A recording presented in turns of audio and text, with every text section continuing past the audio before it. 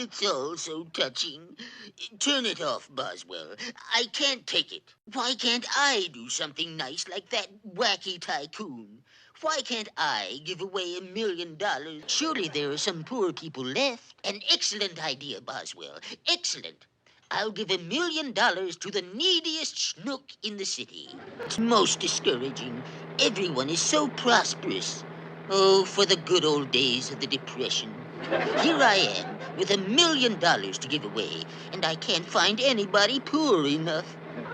Ah, there he is. There's my man. Stop the car, Brinkley. You there, Ragamuffin. May I have a word with you? The dime, you unfortunate fellow. You keep it. A raffle? You are needy, aren't you? TC? Who's TC? You mean there are others? The alley? Oh, you poor unfortunate creatures. That settles it.